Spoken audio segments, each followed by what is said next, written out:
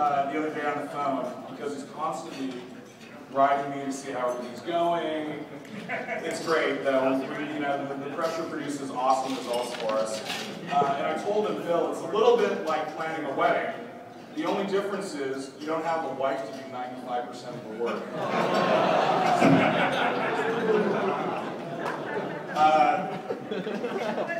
So some statistics. This Founders Day weekend, we are pleased to welcome over 200 attendees. The 200 attendees are from over 20 chapters of Theta Chi fraternity and have flown in to visit us from over 20 states in the United States.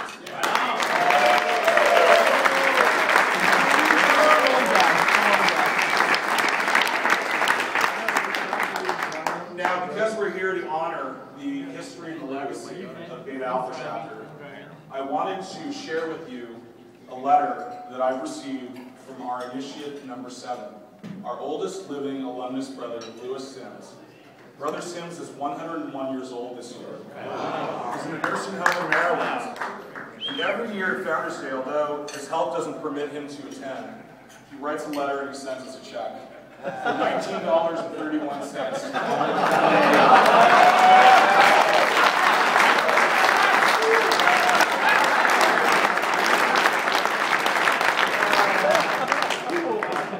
Theta Chi at UCLA, the earliest years, by Lewis Sims, UCLA class of 1932. Now, in May of 2011, I am 101 years old.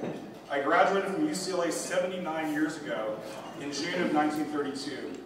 I was the president of Beta Alpha chapter of Theta Chi from June 1931 until June of 1932, which would make him the chapter's second president. I proudly remain a member of this fine fraternity. In 1931, I was the pledge master of the local UCLA fraternity, Delta Mu Sigma, where I abolished hazing. Later, in 1931, I was the chairman of the petition committee, which petitioned the National Theta Chi fraternity to become its Beta Alpha chapter. In the summer of 1931, I was employed full-time in Yosemite National Park. During the early weeks, I wrote a long letter to every Theta Chi brother in pledge, about 30 men. This was to maintain and improve the morale of every chapter member. This exercise was also to practice good writing, which stood me in good stead for my entire 38-year career in the federal government. Part of my various jobs was to edit and write.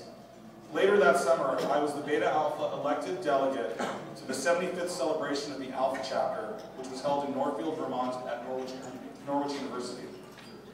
While working toward the PhD at University of Chicago in 1935, a job became available with the federal government in DC.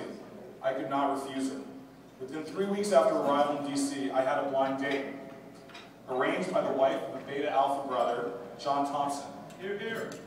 Grace and I married 5 months later and remained married for nearly 64 years until her passing. Together we raised 2 wonderful children, Marjorie and Robert.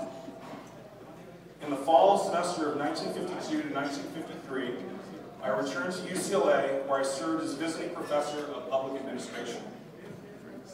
The camaraderie and brotherhood that I learned and experienced in Theta Chi has carried through the rest of my life, including much tennis till age 91, local civic activities, including nonpartisan, until 1991, actually I'm sorry, until age 91, and active barbershop quartet performing until the age of 93.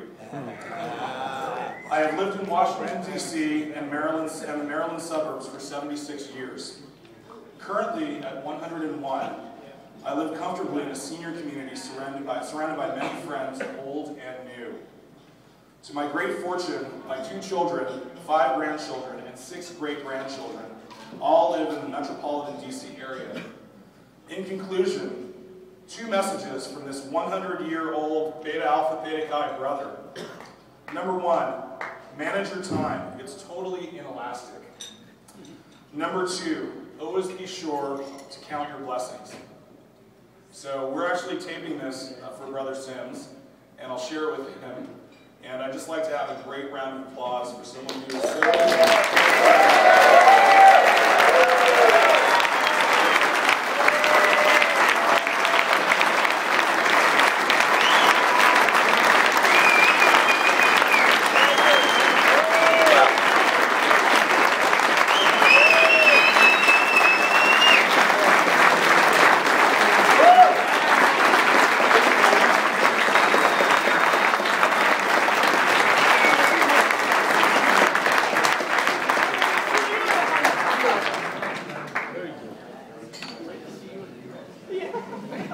I'd also like to ask some of the actives to come up here and assist me.